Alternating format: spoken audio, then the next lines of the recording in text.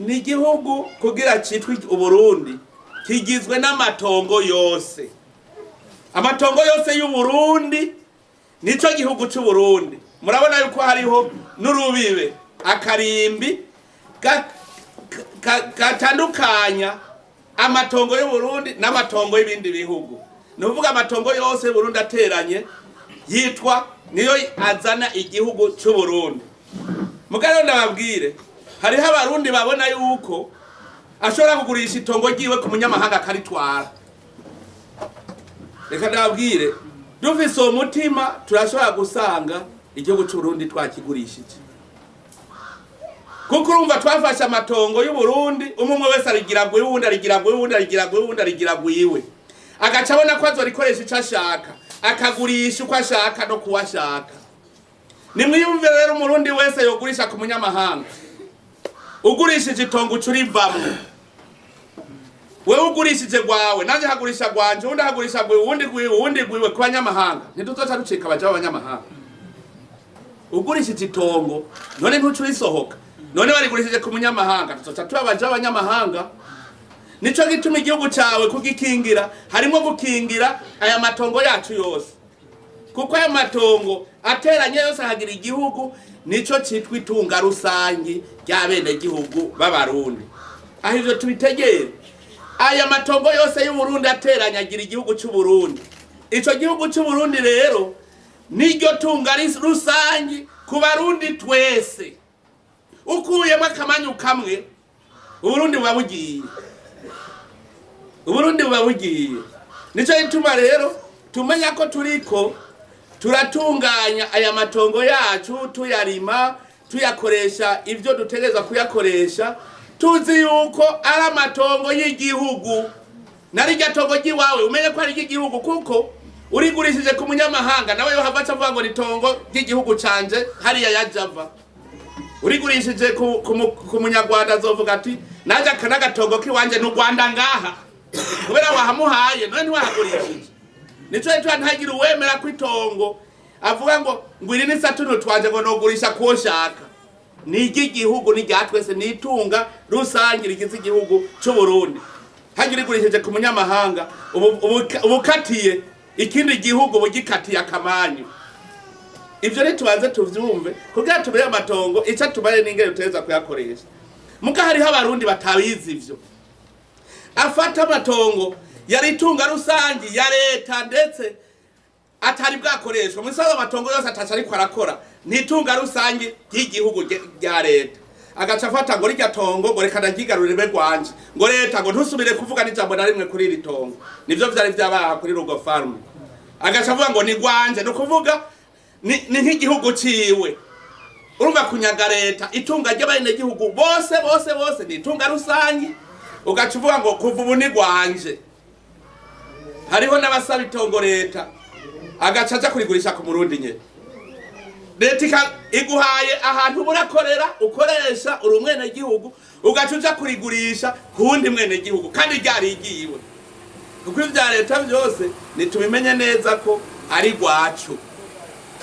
Vyose ni gwacu. Leta rero nayo leta ni urwego ndabivuge gutyo rujejwe gutunganya itunga rusangi ry'abene gihugu b'Abarundi. Leta nijejwe kubitunganya. Iryo tunga ni rusangi nababwiye aya matongo yose mubona inzahabu dufise ubutare bwose dufise byose biteranye ni itunga rusangi y'igihugu cyacu. Leta rero iriho kugira ngo itunganye neza iryo tunga rusangi. Nico gituma burya nta bya leta biriho. Ni iby'abene gihugu biga mwitago ni bya leta. Ni iby'abene gihugu ni gwanyu ni gwacu ni byatwese abene gihugu b'Abarundi. Nkaho umushikiranganje w'uburimyi ubworozi n'ibidukikije aserukira kwebwe nyene muri leta kugira ngo adutunganirize aya matongo yose ashobore kutubera kirumara nayi wacu. Hamwe rero ikintu muca mumenya n'igiki leta iri kwiratunganya itunganya byose ku neza y'abene gihugu.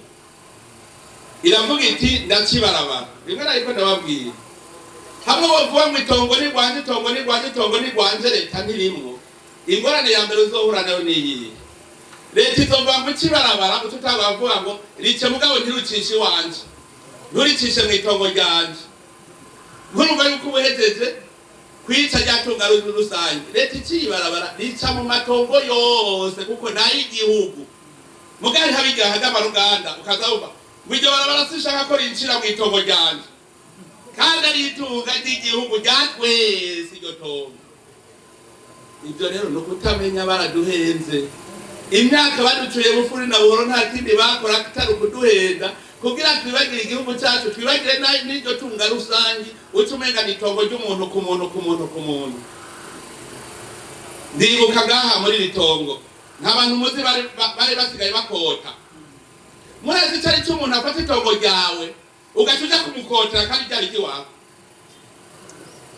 Iri tongo ni rusange ritunga ry'abarundi bose hagaca haza umuntu umwe kubera afise igikenye cyangwa afise abagenzi muri leta bagaca ngo sinyira ngo ribe rwanje leta yamutinza ngo barakoresha agaca avuga ngo ndazi imyaka narimazemo ni rwanje ubu urumva bavuze ati yabaye repubulika yanje agaca rero fata ati rero ko habaye agahugu kaje nanje leta rero mpotesha abarundi iribaze iryo togo ryatwese abarundi ugaca usubiraho ugaca uripanga ni nk'abajya abantu uzosanga bari kubagurisha amapariseri agahabwa itongo na leta ryari iry'abenegihugu bose agaca aza kurigurisha ku mwenegihugu nyene.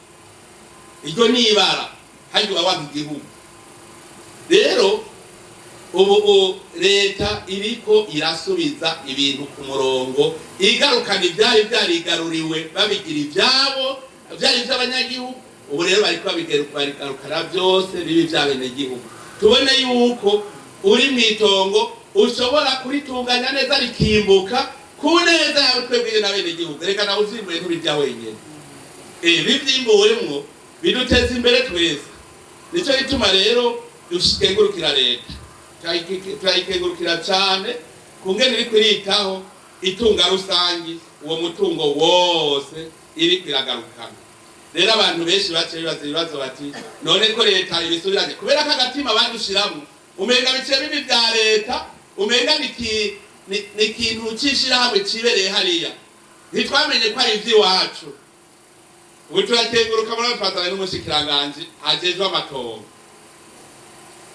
ahaje mvuga nti aje kutwereka yuko vyose ari vyacu aje kutwereka vyose ari vyacu atari leta yabitwaye ni ivy'abenegihugu vyasubiye ku benegihugu hanyuma nawe ajejwe gutunganya ivyo vy'abenegihugu ku neza y'abenegihugu bose. Ubwa mbere na mbere utenza ko ufise igihugu gitekanye gifise amatongo. Ayo matongo niyo aca tubera ikiduteza imbere kuko ni itunga rusange. Nico gituma dutegerezwa kumva mwese umutima wiwe ko nari gatonga bamwo ari itunga rusange gusa dusabikanya twese umwe wese akabaha awunda kuko twese turabene igihugu dutegerezwa kuba muri iryo tunga rusange. Umwe wese akumva ivyo kugira ngo ejo itongo ntuzocurigurisha ku banyamahanga kuko niho uzovuze ko Burundi bubaye nk'agace k'ikindi gihugu.